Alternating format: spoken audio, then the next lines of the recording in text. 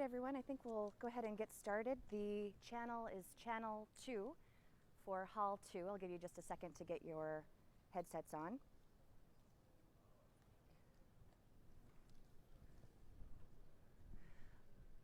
Welcome to Repurposing Video for Social Media.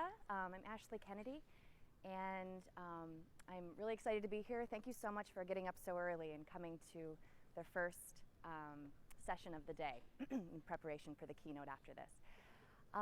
I am going to take you through sort of a case study on preparing an asset pool for different purposes for social media. So if you start with a group of assets and you have different purposes, different audiences, different intentions for that, that's kind of the workflow that we're going to go through. So I'm going to just pull up a deck that we're going to go through before getting into the software real quick. And by the way, I am from LinkedIn Learning, formerly lynda.com.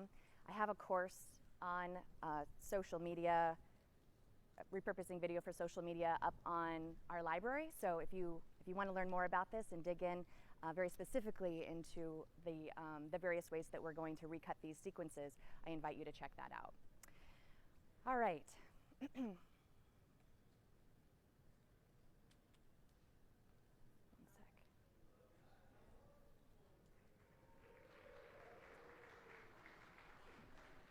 All right.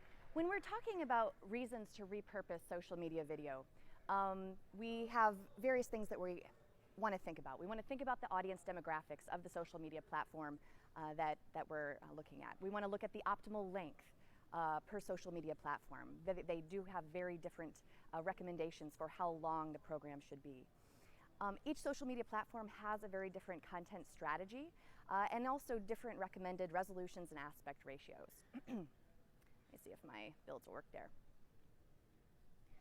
In terms of audience demographics, you have different social media strategies.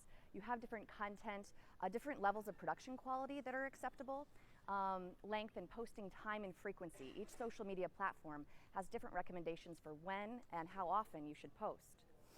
I'm going to just kind of, you're not going to be able to see this, but I have some general observations for several of these social media platforms. This data is from Spreadfast. But you can see here are the general demographics for Facebook. And I pulled out just a couple of statistics here. Skews young, but you know, fairly even across ages. Barely majority female. Skews a little bit to lower income, but again, fairly even across all brackets. Here's Twitter. So a little bit different in terms of gender, but again, fairly even. Skews a little bit to higher income graphics and definitely to younger crowds. Instagram, big skew on the young population. A little bit more of a majority on female and fairly even across those income brackets. And here's YouTube. Okay. So these are all considerations that you know, the research that you do in terms of where you're going to put your video out on social media. It's important that you have this sort of thing in mind in terms of, oh, and here's LinkedIn, sorry. We've got a skew to higher income brackets, fairly even across income, across age, and slightly majority male.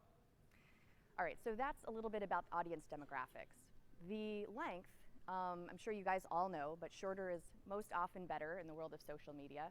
You've got a big drop off after about 2 minutes there. You have the minutes across the lower part of that graph, and so you have that a big dramatic drop off from about 2 to 6 minutes, and then it sort of falls, plateaus after that. But in general, we're trying to capture length in terms of trying to get that under 2 minutes. Here are the optimal lengths that each of the major social media platforms has published. Instagram sees the most engagement at 30 seconds, Twitter 45, Facebook 1 minute, YouTube 2 minutes. Okay. So when we talk about repurposing social media, what we're doing is making one video and then finding different ways to cut that down per length per social media platform.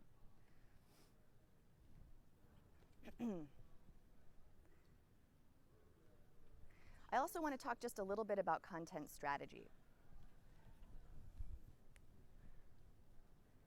If you're used to, if you're familiar with the marketing funnel, you have, these 4 general goals in terms of what your video needs to do. If it's in the, if it's at the top of the funnel, you need to gain awareness. You need to make sure that you are getting those eyes and casting that wide net and making sure that your branding is strong. Once you've captured that pool of people, you try to make videos that pique their interest and get them to consider your message. Then once you have moved them down the funnel that far, you want to make videos that have that strong hook and have the ability to convert and get them to make the decision, make the sale. And then you also have retention videos. So when your existing satisfied customer pool, you want to make sure to continue making videos for them so that they keep coming back for more. And there's the funnel, sorry. All right, so we're actually going to be talking about making, with the same asset pool, we're going to be making videos in different parts of this marketing funnel. In general, at the top of the funnel, when you're just making those those snappy videos that need to gain awareness and have strong branding, those are generally shorter and have higher production value. The ones that are the retention videos, those vlog style videos and personal videos that can have a little bit lower production value can be a little bit longer. And here's kind of a list of various social media videos there on the right. Generally where they fit, you can have explainer videos that are whose job is to convert a sale, but in general explainers are very often used in the top of the funnel to gain brand awareness, that sort of thing. So everything is sort of fluid here, but in general this is a nice kind of way of thinking about the different types of videos that might fit within the funnel.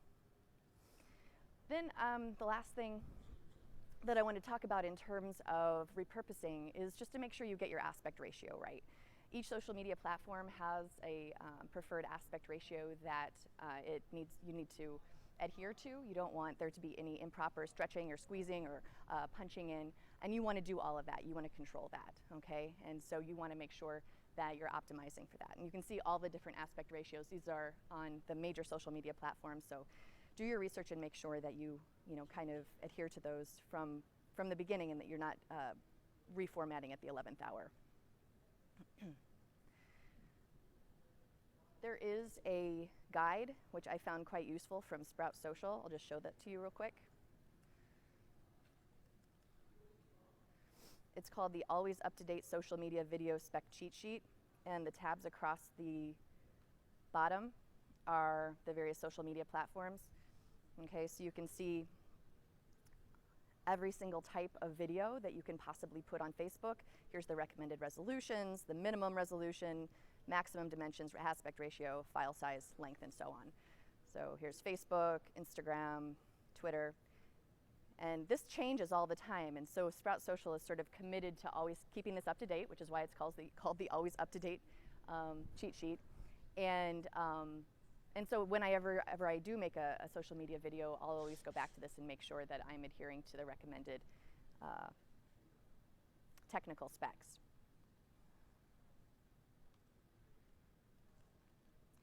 All right, we're going to talk about several methods of repurposing.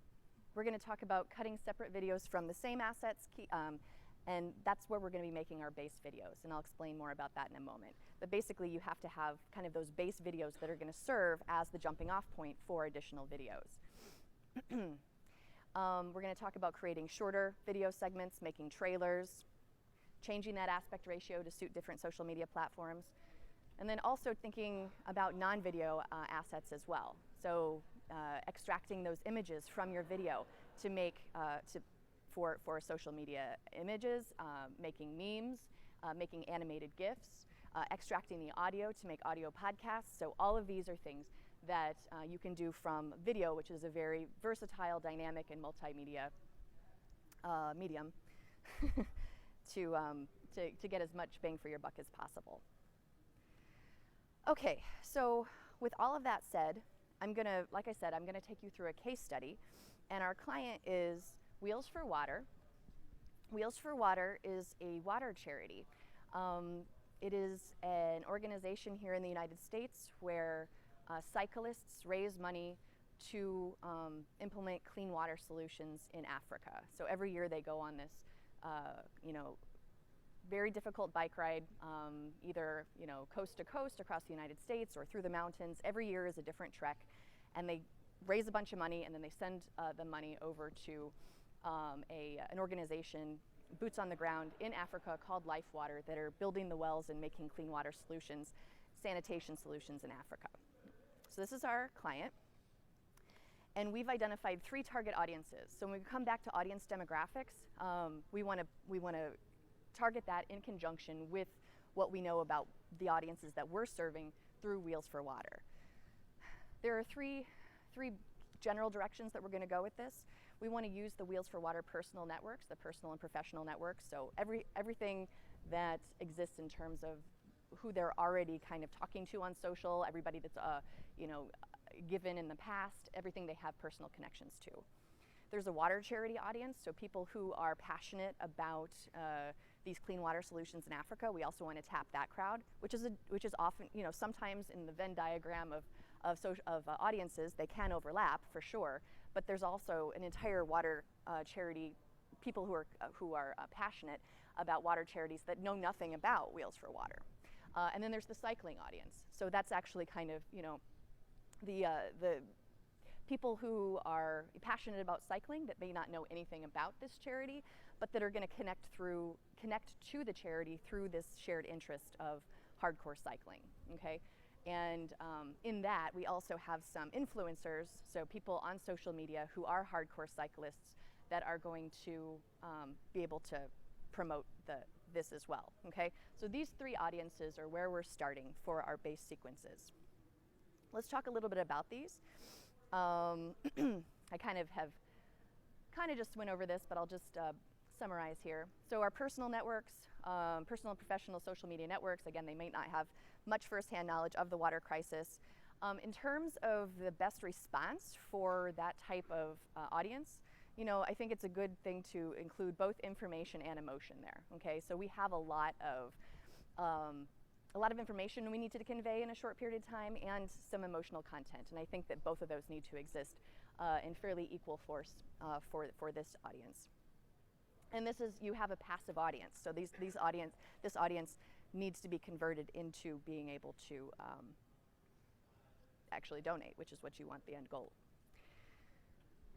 All right, so same thing here, the cycling audience, you reach them through that shared interest.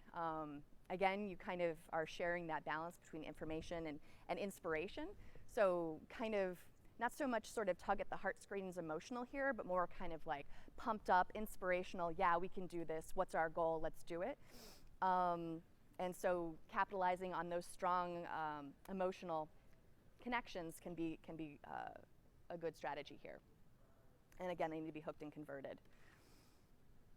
Okay, the water charity audience is more knowledgeable, so like you can maybe pull back on the information. They already know that there's this giant crisis in terms of clean water solutions in Africa, so you can kind of pull back on the information and just sort of connect to them more. So videos that appeal to those emotions and find ways to connect, maybe through personal, one-on-one, an interview style, could be a good strategy here. So here are our 3 audiences. And I want to talk about planning these base videos.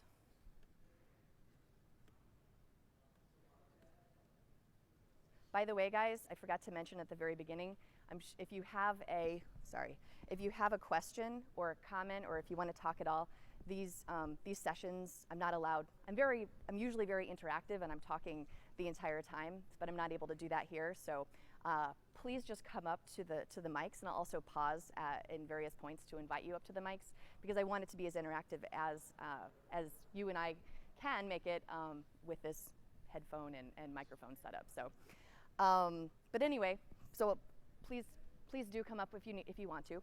But generally, in terms of planning our videos, our general audience break down to a mix of informational, emotional, inspirational, and you can sort of see the others too as far as cycling and the water charity audience. So there's overlap. You know, there's going to be assets, there's going to be video footage, there's going to be music, there's going to be images and interview footage that sort of overlap between these three audiences, and so we want to use that, but we want to be aware of how these audiences are going to respond and make that happen through our repurposing.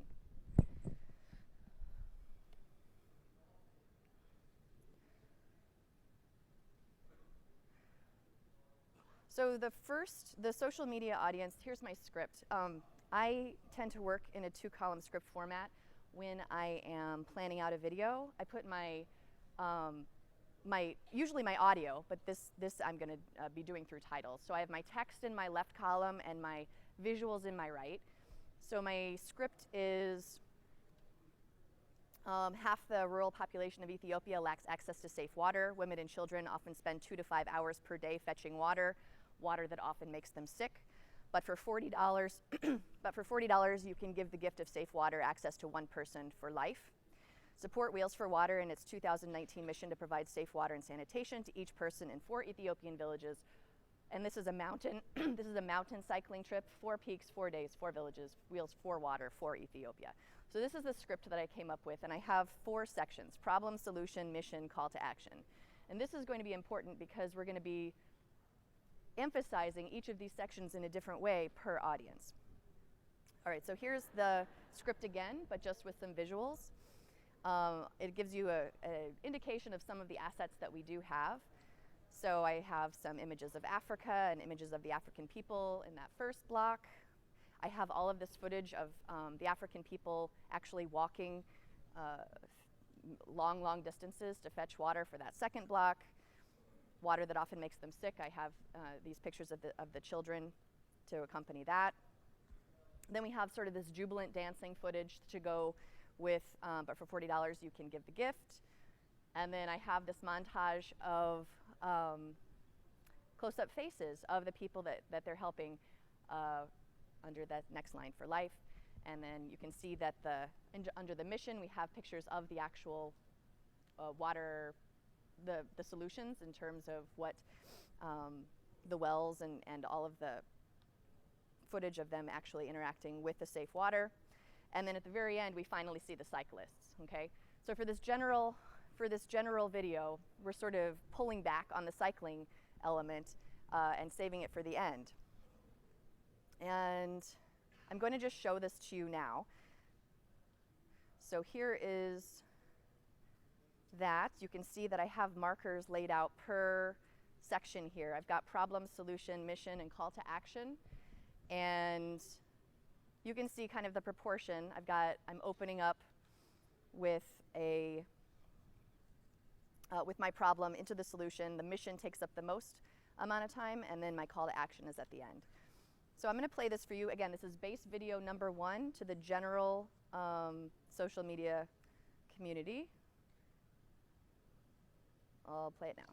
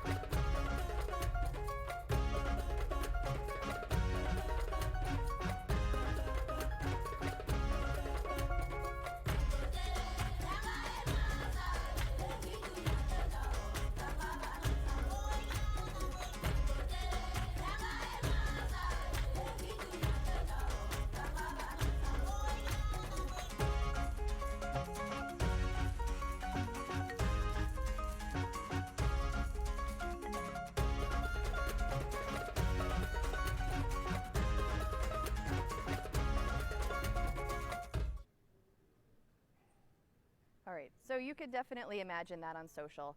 And again, this is our wide net casting. It has that information. It's educating the community that this video is speaking to. It also has some emotional components. It's sort of, it's effective in that way. Now, I want to talk about let's talk about how to repurpose this. What if we were able to keep almost everything, but totally change the video? So if I was able to keep the sections, so I have this general plan in terms of problem, solution, mission, call to action, I want to keep those in place. I also want to keep most of my visuals in place. I want to change the text and the music, and I want to make a totally different video. So I don't want to start over, I don't want to recreate the wheel, I don't want to have a rethink anything too hard, but I just kind of want to rethink what it is that I want to communicate and in which way. Like, what audience am I speaking to, and how can I up the, like, sort of pull back on that informational component and push forward on the emotional. Okay, so we want to kind of go a little bit deeper, with a little bit more emotion, and again, keep those visuals. And as I'm sort of going through this first part, we see, you know, children and women using these dirty water sources. And so when I thought about this, I was like, well, that is just so foreign to me. I can't really relate to this. I wonder if anyone else that might be watching this video could feel the same way. So I went with this title.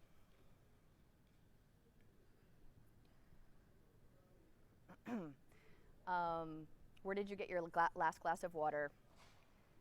How far did you walk? So we're using the same walking footage, but again, I'm kind of going on this new angle of, oh my gosh, I can't even imagine. How about you? Put yourself in this position. Here, did it make you sick? How, and so on and so forth. So I'll play this one. Again, it's the exact same visuals except for just 2 different shots. And let's see how different it actually makes us feel, and maybe what different audiences it might cater to. And it still has problem, solution, mission, call to action in the same basic format.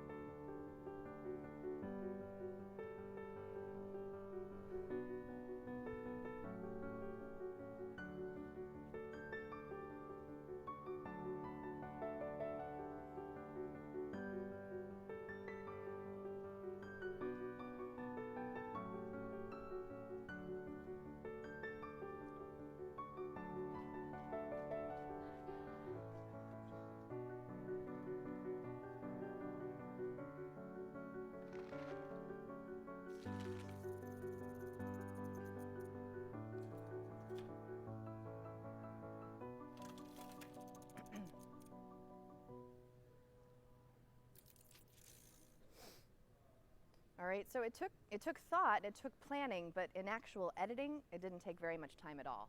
And this is actually where I would just open it up and we would start talking about it, and I still want to do that, so I just want to invite you up to say a little something if you have anything. I want to know kind of what you thought of the 2 versions, which one, you know, spoke to you, what you thought was more effective in terms of the information and the emotion and that sort of thing. Yes, sir.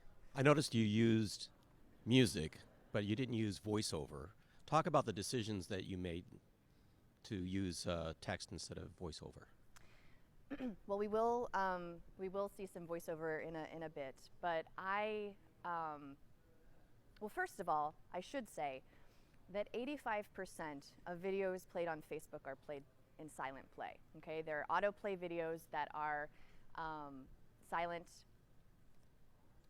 play videos, and so you should absolutely do everything you can in order to make your videos a strong silent play contender. Okay, so whether I was going to use voiceover or not, I would still use captions.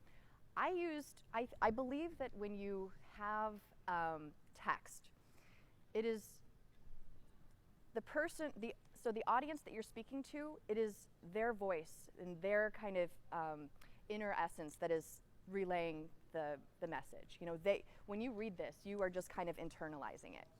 When you use voiceover, you're hearing someone else and you have an opinion about that person's voice, which is why voiceover artists are, you know, a very valuable commodity. You need to make sure that you get the right voice that is striking the right tone, the right emotion, the right whatever you have, what your goal is, and so you want to get that right. So if you're trying to relay a message where you want the message to be to internalize with the audience a little bit more, text can be a good solution, unless you find the perfect voiceover artist that is able to convey the tone that you want and have that connection. So that would be, I don't know where the gentleman is that asked that question. Thank you. And so if you don't have that, it can be difficult to negotiate between the tone that you want to convey and what you would convey through the voiceover. Yes. I'm just wondering about the length of the duration of the video. If there's like an adjusted piece of information or different thing like the client might want it, or maybe like an added piece of footage to a certain scene that you blocked on, how in depth do you get to like moving markers around or things or adjusting things, since you were saying you could just swap out things easily? In terms of making this like shorter, a different version, yeah. Like say there's like a slider. So keep this in mind. I have this is the minute version, and then I have a 45-second and a 30-second version that will play on. So this would be kind of for Facebook, and then I have a 45-second one, which would be, you know, for Twitter. I have a 30-second one for Instagram. So I'll show you in just a little bit how we can cut this down and change up the duration. Yeah. Hi. So the two versions obviously have different feels, and I think are going to speak to different people. When you said you changed the script up for the second version here, I'm wondering, you use all the same footage. When you're planning these videos, do you write the scripts prior and then make sure all of your coverage matches your A/B versions of scripts, or do you cut, you know, version 1 and then see how you can back the narrative into the existing footage that you have? This time I did the second, what you said second. So I made 3 base videos for 3 target audiences, and then I sort of used those as the starting off point to kind of go from there. And I wasn't confined by the visuals. So it was just basically like, I have a good structure here. I've planned this out. I've got the hook. Then it kind of goes into the problem. Then we have the solution. Okay, this is everything that I want to, you know. And then, but it was after the fact that I'm like, what other story can we tell from this? I did have one initial script, which I showed you, and this was all, I did the reworking in post. Cool. Thanks. Yeah. Yeah. So my question is about Facebook and ads and the way that text can often get you bumped. So we've had like recurring issues with, if a video ad has too much text in it, they won't let us run it. How do you know where that line is? So you're getting denied because, I mean, how, is this too much text? Like, would this be bumped? Yeah, and I mean, one of our problems is we don't actually run our own ads. We produce all the content, but then we send it to an agency that does all the buys for us. And almost every time, if we had this much text in an ad, they would not be able to post it for us. Oh. But if we posted it as a social post, not as an ad, it would go right through. Does anybody else have that problem? I would invite you to come up and speak to that, because I don't have a lot to say about ads versus social posts, so I would actually also be very interested to know if people have something to say about Do you this. have the same problem? A couple of times, but Yeah. it's because sometimes it depends on the language. If it comes up as a political ad, sometimes they will have a little bit more discrepancies and they'll bump it. Yeah. I mean, So I'm it in could be the education, so language. it's not like we get into We do environmental stuff. work and they you have the take it as same problem. political, And do you yeah. guys direct post for sales, like for ads, or do you contract with an agency? We contract with an agency. And the as well. agency has problems. Yeah. But if you direct post as a post, As a not an social, ad, you have no no problem. issues. Yeah. Okay. Yeah. So I'm not Can the only one that's having. Yeah. So ahead. I'll speak to that too. Sure. So I run ads all the time. I've been doing it for years.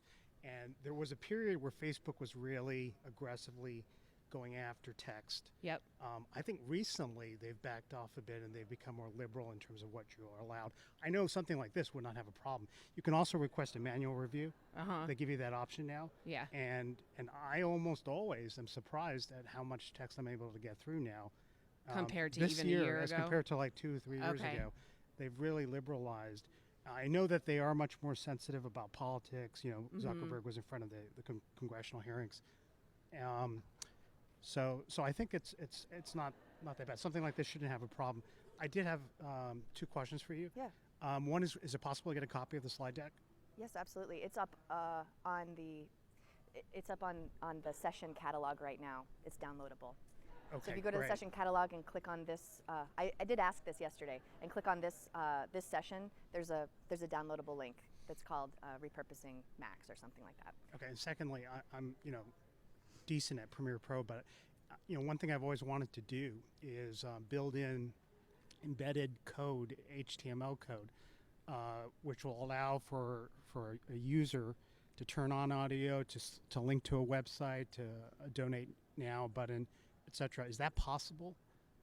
When you're doing In Premiere? in Premiere, yeah.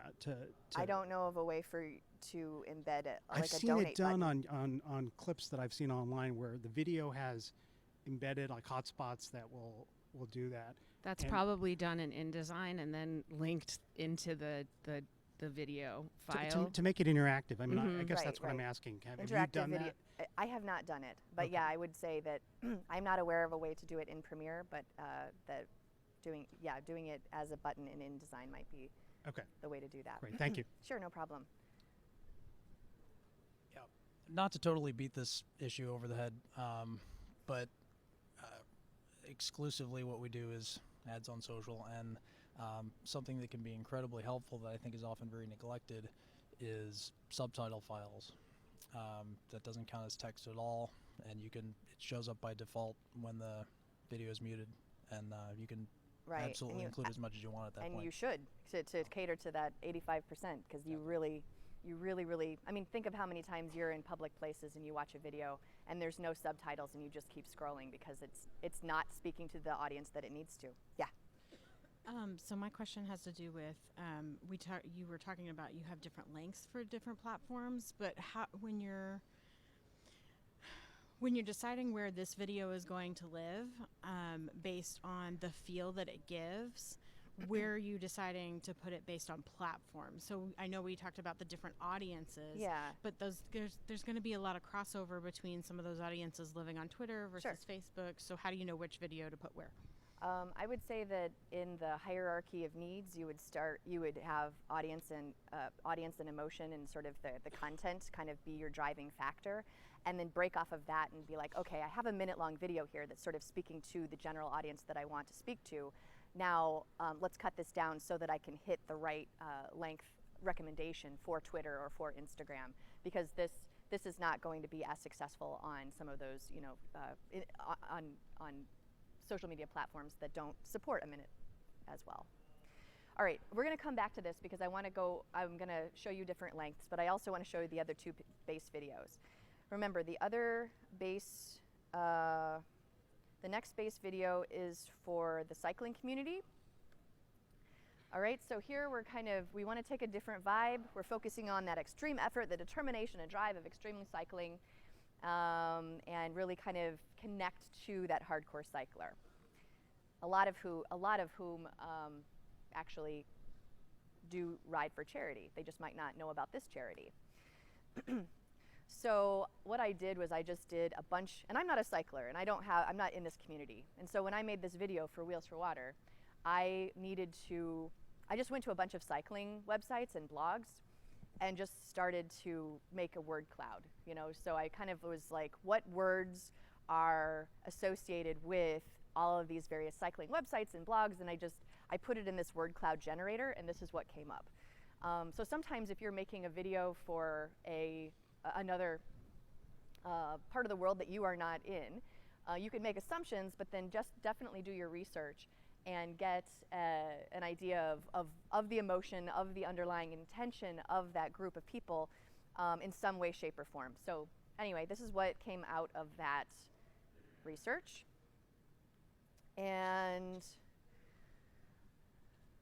I ended up kind of focusing on these. And this is my script. So this is also text-based. We ride the distance, we ride for change, We ride for Africa. We ride for clean water, for safe water, for water. And then you have the plug in September 2019. Wheels for Water is riding to help 4 Ethiopian villages get safe water for life. Okay, so the we was a conscious choice. I wanted it to kind of be like, you know, as the cycling community is looking at this video, that we speaks in a different way than if I said you, or, you know, I think, again, it's internalizing that. And in terms of the 2-column script, what my plan was to we ride the distance, start really far away. So we have this distant footage of these cyclists riding. We ride for change, we're zooming in. We ride for Africa, we're getting a little bit closer. Okay, we have kind of that long shot. And then we ride for safe water, for water. Finally, we're getting close-ups of the riders, and then we actually cut to a shot of this African child that it's helping. And you know, when you're going through the footage, this is why you have to go through all your footage, because I saw the you know, sun flare behind him, and I saw the sun flare behind him, and I'm like, I know where that's going. You see, it's going to appear in every video because it's my wonderful little visual coupling that I was able to do. But basically, then we cut into the medium shots of the cyclist, then we cut into the close-up of the African boy, and then the close-up of the water. Okay, so it's basically, as we're getting more specific with our words, we're also getting more specific with our images. So let me show you this video. This is going to look totally different and speak to a different audience, obviously different music as well as different style of text and titles.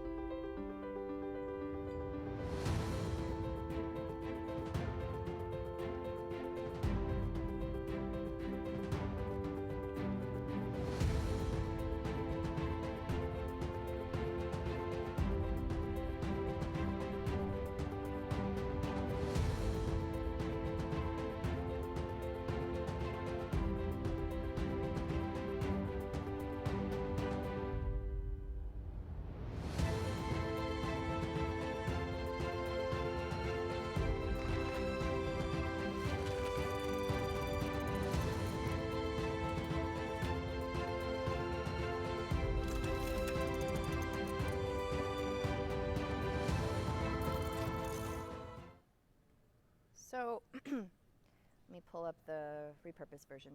So to repurpose that, I was quite aware that it was a little epic in tone. And I'm like, I think I need to kind of make this again, but for a little, like, tone it down a little bit, make it a little bit grittier, a little bit more indie feeling, a little bit more for the layback kind of cyclist. So this is basically keeping the text the way it is, changing the style of the text, putting a gritty graphic LUT on it, and I think I kept every single image the way it was. Obviously, I also changed the music. Okay, so again, we're going for this more laid back kind of keep on, keeping on, rolling on. We're going the distance and kind of more of an indie vibe. Okay, but again, it didn't take much effort to change the tone by changing the music, adding a filter, and it's a little bit contrastier up on that screen than it actually is, just so you know. And then changing the style of the text. So instead of that big sweeping epic, you know, whoosh, for how these titles came in, we've got more of a rolling quality to them. So I'll play this. This is for the cycling community, but a slightly different sector of the cycling community.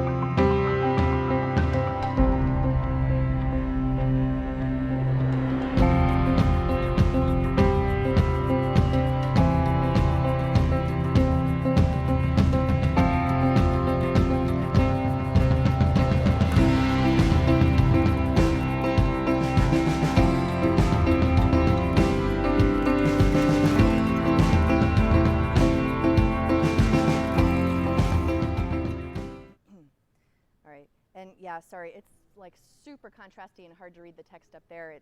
I promise you it's not in real life on an actual monitor. But at any rate, I will again pause and sort of talk. We can talk about this if we want before we move on to the water charity audience. Any thoughts or observations or questions about this next set of repurposed videos? Again, the script was written for the first version. I didn't even change the script. I just sort of rethought kind of the way that I wanted to speak to the audience a little bit. Yeah. My question is more as far as finding the audience. The word cloud thing that you put together is super cool, something that I haven't thought about. But are there any other suggestions or things that you do to find that right audience? Because in my work, we shoot a lot of commercials and a lot of social content. You know, we've got a boat club that we do a lot of work for, and naturally I can shoot boats well and make them look good, and I know the audience. But we do a commercial for a hospice center or something like that, and I don't have that type of engagement in social. So, you know, looking at the websites and different things like you said with the word cloud and all. But are there any other things that you like to do to just prepare yourself for the audience? Great question. I always interview people in the target audience before, if I'm not familiar with the audience. So I will, you know, go on social, figure out who's on Facebook and Twitter, follow them for a while, get a sense of their voice and their vision and what sort of messages they're communicating so that I can communicate with them in a coherent, intelligent way. And then I'll interview them and be like, what do you want to see? What are the things that speak to you? And then I will also, if I find someone that's like super helpful and cool, use them as an early screener. So I'll just be like, I have a version of the video, what is this? Because especially if you're making a video for hospice, you want to get that right. You don't want to like have anything misconstrued there. So you know, figuring out who is really kind of commanding the social media space. Maybe you interview them. Maybe you get a suggestion from them saying, is there anyone that you might recommend that I could talk to about this because I want to educate myself. And then when you find that special person that's like seems really into it, I do this all the time. I'm like, could I run my version by you? I think you know you'd be a good person to give me feedback. So talking, I would say, in addition to website research and social media following and all that, you got to talk to them. Hi. Hi. I think these are really great videos. Thank you for sharing your process. Sure. I wondered if you were part of storyboarding before all the assets were filmed, or if you directed what you wanted based on storyboarding and scripting first. And then also one note, I really appreciate all the safe cycling images you have and the cycling sounds at the end. I felt like, not being a writer yourself, you kind of captured some of those good things about cycling. But thanks. so yeah, but digital assets, like were you on site? Did you know what you wanted? So if I don't have the assets ahead of time, I'll still do like a stock image search or a Google image search and find images like the ones that I want. So if I write a script, I will kind of slot something in as a placeholder, which is really helpful not only for me in sort of envisioning how they want the video to go, but it's also helpful for people shooting the footage because they're like, oh, this is what you want. Now, in terms of these assets, the Wheels for Water has been around for 5 years, and they've been over to Africa numerous times to sort of oversee the safe water installations and implementation. So they had a bunch of assets, and the way that I did these videos is that they gave me the assets, and I looked through them, and I was able to match real assets up with my script. But again, if I'm actually the one shooting or making a shot list for someone else to shoot, I'll get placeholder images all the time. Even if you go to Adobe Stock and just like screenshot like stuff with watermarks or whatever and put it in there, there's so many images, and it doesn't even have to be what you eventually want it to look, but if it has like the tone or the emotion or the feeling or something, you can slot it in there. I think it's useful for not only you, but for everyone kind of involved if you have that 2-column script. Thanks. Hi. Hi. My company just started doing social media videos.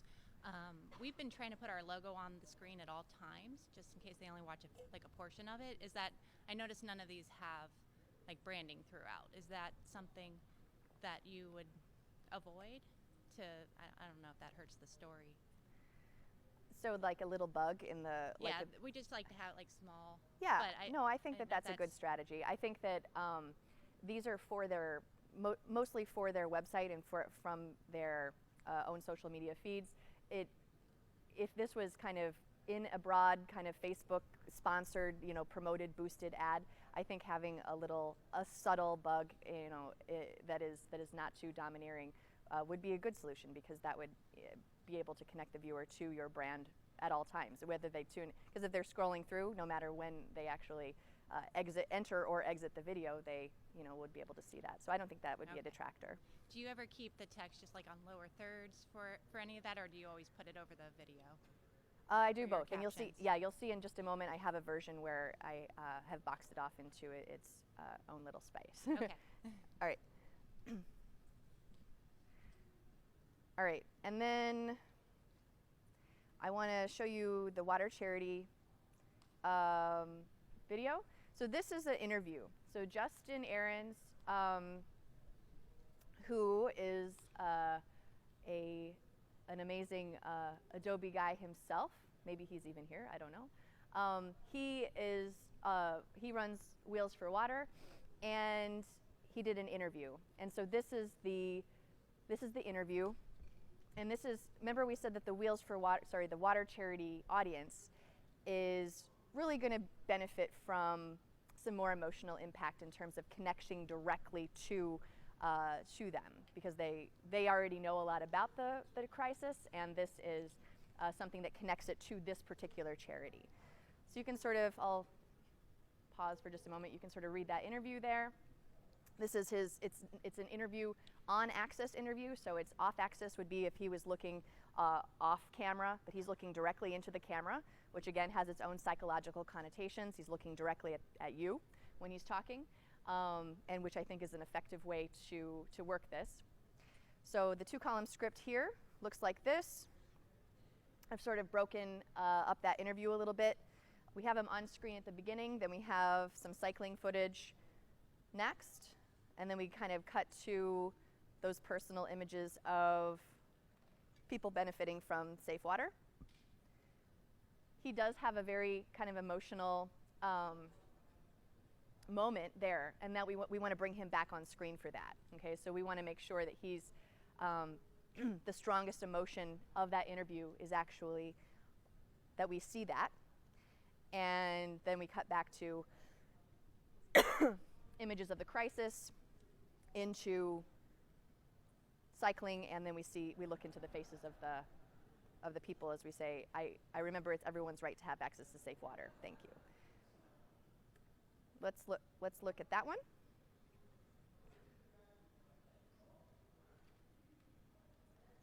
And again, the music here needs to be sentimental and sort of match with that tone that we're going for. Hi, my name is Justin Ahrens. I'm the Not that one.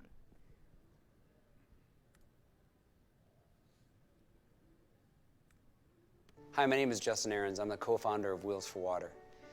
And I really believe that people can make an impact.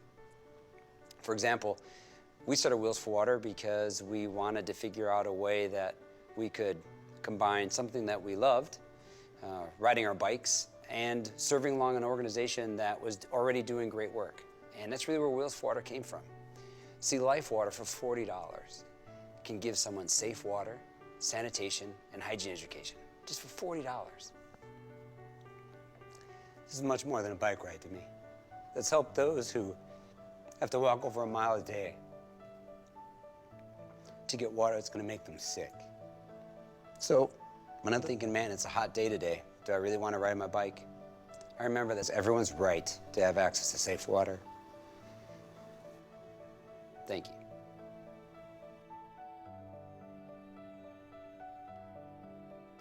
I don't know where my bumper is. Where'd it go?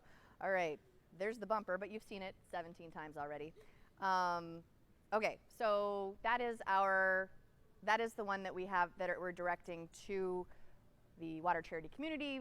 We're going to send that to Life Water. They're going to put it out onto their networks. Again, Life Water, like Wheels for Water, is sort of the feeder charity into Life Water. Life Water is the ones that are boots on the ground actually installing the wells. So they have this massive network. That'll be for them. And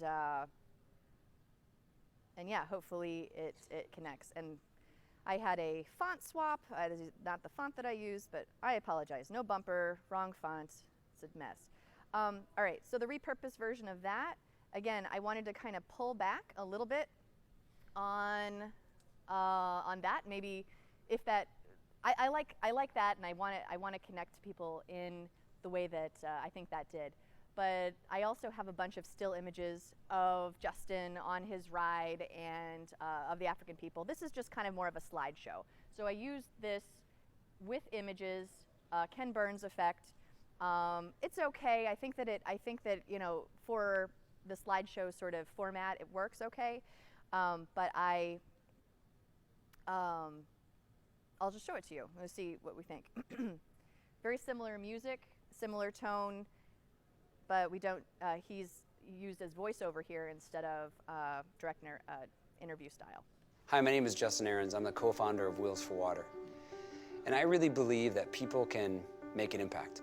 We started Wheels for Water because we wanted to figure out a way that we could combine something that we loved, riding our bikes, and serving along an organization that was already doing great work. And that's really where Wheels for Water came from. See, Life Water for $40 can give someone safe water, sanitation, and hygiene education, just for $40. This is much more than a bike ride to me.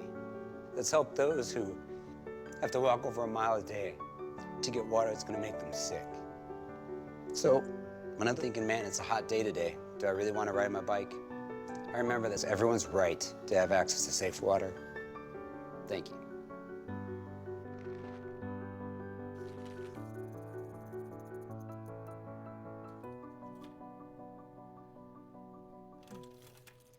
So by taking him off screen, it really did change the dynamic quite a bit.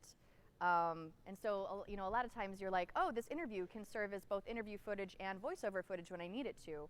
So I wanted to try that out. I wanted to kind of say, okay, I have this guy talking about exactly what I want him to talk about. Now I want to use it as voiceover with these really beautiful images. And I don't know. Well, I'd be interested to know what you thought. I have my own opinions about what I think, how I think it came together, but at any rate, this is kind of your Ken Burns slideshow part, but there's such beautiful imagery that I thought that it would go well with voiceover, but it is interesting kind of how the voiceover came together with his emotion. Anyway, I'll stop. Any comments, questions, observations about this third video? Hi, I have a question, especially because you mentioned that it's kind of like an emotional video, and obviously it's for the people of Ethiopia. So I work in a global organization. Our website's in 8 different languages. Our Facebook is broken in regionally. We have different Facebooks for different areas of the world. So if you were going to translate this video, would you have subtitles in different languages, or would you dub it and risk kind of losing some of the emotional effect that the speaker gave? Personally, I would subtitle it. I don't see many. I mean, I don't come across in my own social media feed many dubbed videos that use voiceover. Is that common? It was suggested to me recently, and I'm just kind of trying to throw it out there to get some opinions on that type of stuff. My knee-jerk reaction without the proper research is subtitles. Yeah. to avoid. I think dubbing is might have its place, but I don't see it very often on social. Okay, thanks. Feel free to, if anyone has other feelings about that, feel free to come up to the mic, but that would be my instinct. Yes? Well, real quick to him, I've had to deal with that before. If you do voiceover in other languages, it's a disaster in about 50 different ways. It's like languages don't translate cleanly across everything, and you would be surprised what an innocent word in English translate into a different language. It's a disaster. It's an expensive disaster, by the way. Subtitles always. Speaking of subtitles, I'm just kind of curious. I know we kind of touched on it a little bit, but you directly transcribed what he said in text below. Oh, those are my subtitles. That is the subtitles. Yeah. Okay. So I should have played it for you. It was just a, oops, sorry. So you didn't go in and actually craft that text? No. This is a literal translation. I should have played it for you without my captions, but I included the captions so that it would play well on social. Okay. Yeah. And I didn't include the captions on the others because there was no voiceover. That was just all text. So. Yeah, because I'm just curious about this because talking head videos are a thing that a lot of people want. Fail. I find that I've directed a ton of them the last few years. I hear this, that people want to read everything that's said, and the creative director in me would rather honestly die than have that many words on the screen. And especially it's not designed in a way, have you ever played with the idea of just paraphrasing what was said and creating text for the bottom?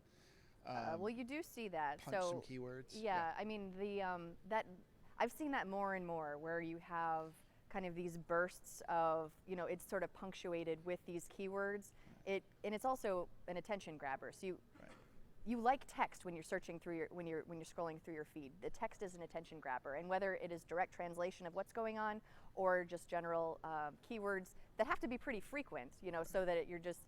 But for you to kind of have a paraphrased version of the video, I see that more and more, as long as it's kind of done well and you can still sort of follow the story, because there's still going to be people that are they haven't clicked in yet. They haven't actually clicked on the video so that they're hearing it. Right. So you need to make it an experience where they are able to follow along in some way, shape, or form. But those paraphrased text blurbs I've seen, I have seen more and more. Yeah, because I just feel like people don't want to read that much also sometimes, I think they do, though. I think that many people just read those subtitles like crazy. Do they? Okay. All right. Well, thanks. Well, good work. Thank you. Sure. Hi. Hi. I was wondering about that's weird. I was wondering about the approval process. Like, do you meet with the client and show them all the different versions and explain the different audiences, or because we create a lot of different videos, and I feel like by the fourth different version of it, the client doesn't care anymore. So how does that work? Do you show them all the different versions, or do you just show them one and just promise that you're going to do different ones for the different audiences? Yeah, it would basically be a meeting about what are your audiences, what are the various videos that you want, what social media platforms are you targeting, and then sort of as I've explained to you, the base video process, getting those base videos approved is the number one goal. So you have kind of this is what I've promised you. We've sort of spoken to these three audiences, and then afterwards you can sort of back your way into coming up with other versions. Mm-hmm. And a lot of times, those three are fine. You've done your work. You have one asset pool and you've made three very different videos. I think it kind of goes above and beyond to actually take those as the jumping off point to do more. But because you have the assets, and because if you want it to run the social media campaign to run longer than it does, to have more, content is king. So if you have more content and can make other ones, I think you can. So, but I mean, it doesn't. Sorry, the approval process or the meetings start with those base videos, and then you can kind of work from there after that if you need to. Okay. Hi. Hey. I'm sorry. I was going back and forth. You go ahead. Sorry.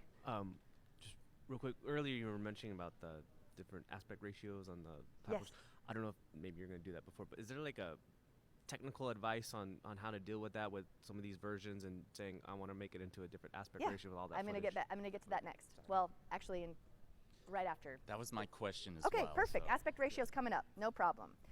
All right. So let's talk about length. We're going to talk about repurposing for length. We're going to talk about creating mashups and trailers, and we're going to talk about aspect ratios and also graphics and memes. But this is the big part, kind of going through those base videos and showing kind of just how you're able to rework video from there. All right, here is a length. I've got 30-second version and a 45-second version of my videos. I'm going to pull up, let's just do one. I'm going to pull up let me just close all these. Command W, all the way down. Whoops, not all the way. Okay, I'm going to pull up my long version. I'm going to pull up my 45-second version. And I'm going to pull up my 30-second version. Okay. All right, so we've seen this one. This is this is I think a minute 9. We have our 4 sections. Here's 45 seconds. We still have our 4 sections, but you can kind of see that now they are a little bit more even. What we've gotten rid of is in the mission, what we got rid of was this part here. 4 villages, sorry, 4 peaks, 4 days, 4 villages, Wheels for Water for Ethiopia.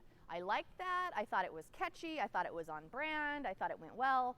But to be honest, when you're going for efficiency, you have to get rid of stuff that you like, because this version still accomplishes what you need it to. It all still makes sense. Okay, so after her, instead of going to our montage of the riders, of the cyclists, we go straight to our bumper. Okay, almost everything else is the same, so you can sort of see everything else play out in the same way up till then. But my choice to get this down to 45 seconds was to get rid of that. I won't play the whole thing, but I'll just play that transition. You can see that it still does work. We still get all the information, but we just lose that last montage, so we drop 15 seconds.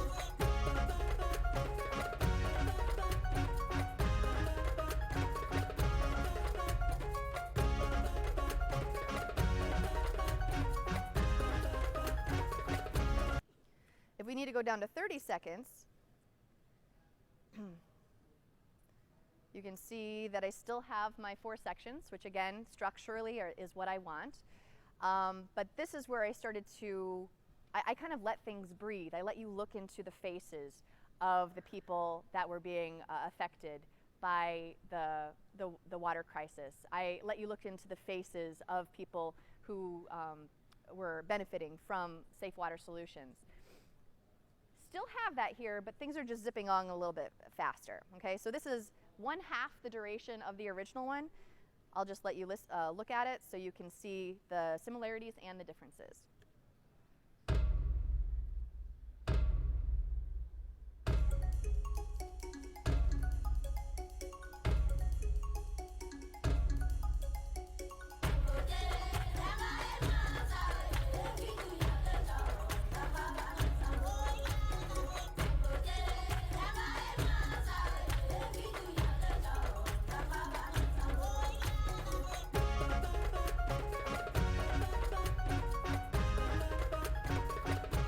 Lost our bumper. Okay, so we just have a still at the end, and all of those wonderful, intimate images of the people are gone because we needed to get the information out. So we had to pull back on emotion, and where's the other ones?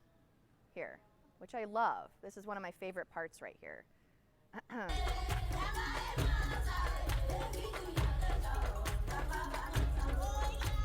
Okay, but again, when you need to up the efficiency, a lot of times what you lose in that is that emotional connection. So I've done different videos for each version, but I'll move on. Pardon me. For now, but you can kind of get the sense. You got to look to see if there's anything you can truncate. So for the 45-second version, I just lopped it out, and it still actually worked. And I didn't have to lose much of that emotional connection. For the 30-second version, where I literally had to cut it in half, I'm like, all right, what do we need to do? We need to kind of get this message out there. And then we lose a little bit of that emotion, which I'm sure that you're familiar with. For aspect ratios, actually, I'm just going to talk about mashups real quick. So here I have all of the videos. Here's the 6 videos that I created, and I just put them all into one timeline. Okay, so here, here's everything, and let's say that we want to, create a trailer or a mashup. Basically, I just want to use this as source footage so that I don't have to go back into my sequences. I have that here. I've just basically taken away my music, and I've moved my titles down here in case I need them, but mostly I just have my footage. One moment. Here's all the footage for all of these videos now. And I'm just going to go back into my editing workspace. And actually, I'll also show you this. So when I have kind of this, all of these sequences up next to one another, every time I use markers all the time. And every time I had a shot about the water crisis, I put a white marker. Every time I had a hero shot, which is like what I think are the best images to speak about this project, I put a red marker. So this is both red and white because it's about the water crisis and also a hero shot here. Water crisis, white marker, water crisis, white marker, and so on. I've got a blue marker to solutions. I've got this darker blue marker that corresponds to the African people, and so on and so forth. So I've color-coded it in markers so that now I can load this into the source monitor like so. And this is all of my sequences, one right after another, with these markers. And then if I open up my marker window, here they all are. So I can use them to navigate, but what I like to do is use it to filter. So say, for example, I want to look at all my hero shots. I'm going to click on red, and here they all are, okay? And I can very quickly pull up the source material for whatever, you know. So this is now a master select sequence from the sequences that I've made. Here I've got all my hero shots, which can be useful to me. Here, let's filter on water crisis. So I'll do white, and I know that all of these markers have to do with the water crisis. So it's a nice way to, you know, I've already edited the sequence, I've already made decisions about what's good, what is going to communicate my message the best. Why not throw it all into a sequence, add those markers, and then use the filtering to build a master sequence. And that master mashup sequence is right here.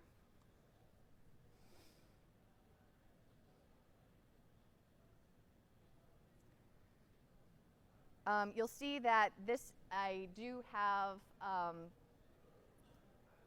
I've placed the text outside of the video. Anytime there was a hero shot, I cut to full screen. So my style here is I kind of have the split screen for my text, which is now different text. I have a different message here. Anytime I got to a hero shot's full screen, all right, and we have hopefully catering to the general audience on this one. Let me just play this.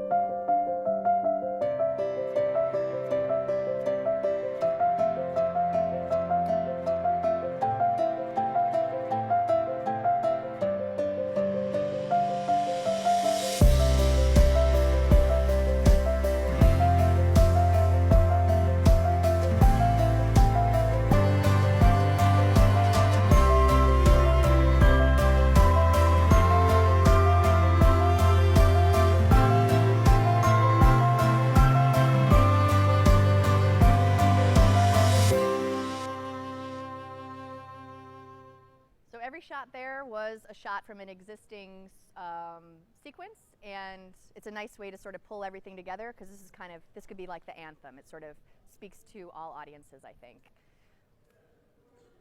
Aspect ratio. I don't know if you guys saw this in the keynote yesterday, but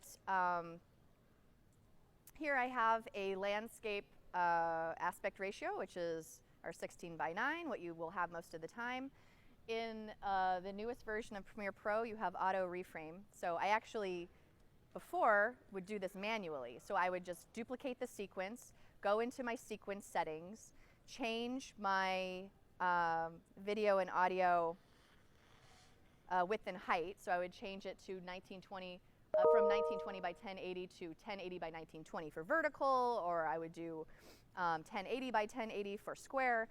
You don't have to do that anymore. It's an automatic process. So I basically just select the sequence and then go right-click, go to Auto Reframe Sequence. You just pick the aspect ratio that you want to go to. So if you want a square aspect ratio, you can select that. You can set up your own custom one or choose any of these.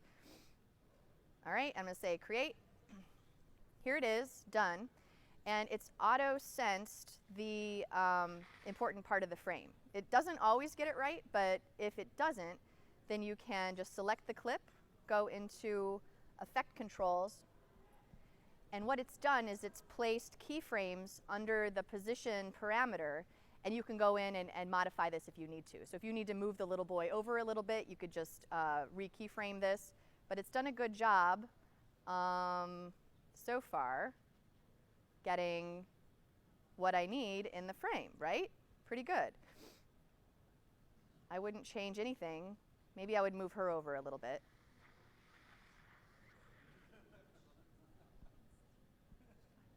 So I'm just going to blow away these keyframes and just manually move them over a little bit. Okay, so it's easy enough to fix, but this is a big one because before it was a manual process. If you work in Adobe Rush, this was its kind of sexy feature. Come on, Rush. Sorry.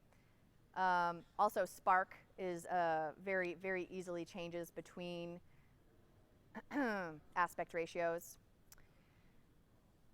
All right, both Rush and Spark are not really working for my time frame right now. Here we go. So we have landscape, and then we can kind of go to square. And the cool thing about Spark is that it actually redistributes the text. So in Premiere, you kind of have to do that manually to some extent, but in Spark, it will take it and be like, okay, this is the reformatting that needs to happen there. And then did Rush ever? Yeah, sorry. And it's the sort of auto function here, again, is in sequence orientation, and then you have portrait and square available here. Boom, square, there it is. And then you can manually change, like we would need to adjust that manually. But the cool auto reframe feature in the new version of Premiere does a pretty darn good job. Yeah? So that, you just answered. This is only the new version of Premiere that has that? Yeah, the one that just came out for Macs, yeah. All right, finally, I want to talk about extracting stills. What did I do for the mashup? I had all those markers, right? Right here, okay? So if I want to very quickly find some sort of my hero shots, boom, red, these are excellent candidates for the posts the just images that you need to depict, as well as the memes that you can create. I'll just show you the resulting memes that I did. So I used mostly those hero shots. And I'm going to go to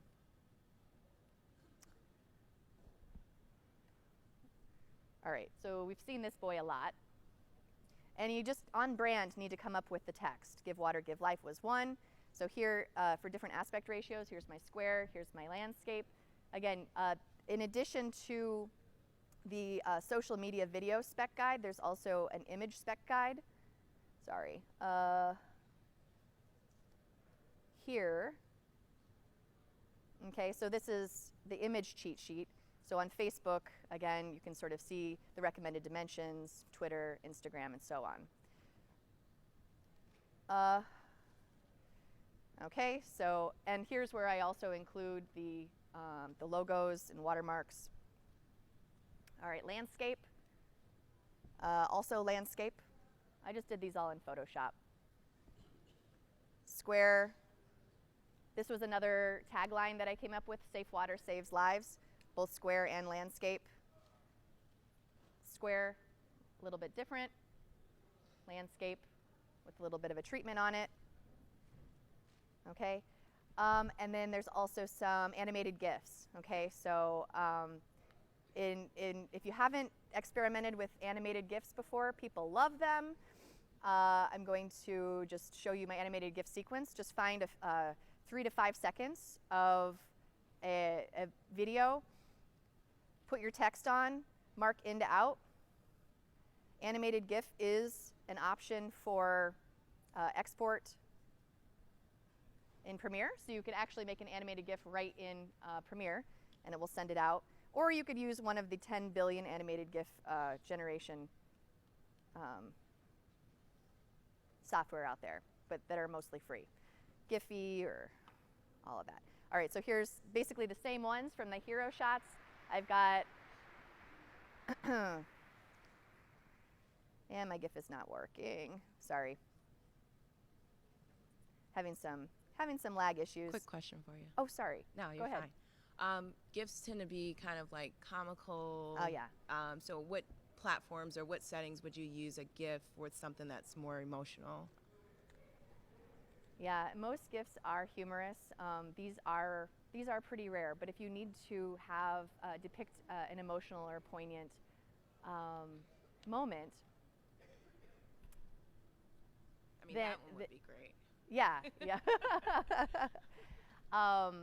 Then yeah, you kind of do have to be careful. You don't want to strike the wrong tone. You don't want to, you don't want people to make light of something that is so so emotional. And so I guess there's no blanket answer to this. You really do have to use your judgment. You have to research the platform. You have to research the audience and say, would this go over well? Again, I wanted to kind of touch on GIFs, but your question resonates with me so much because I sort of struggled in terms of how well would these do. These didn't run. I just sort of did this as a demo, but we didn't actually do this for the campaign. Okay. And guys, it is the end. Remember to fill out your survey, and I have some stuff if you are interested in some LinkedIn Premium accounts, come up and see me. I have some to give away. 3 months LinkedIn Premium, which gives you access to the whole LinkedIn Learning Library. I would love to share the knowledge if you're interested. Yeah, cool. All right.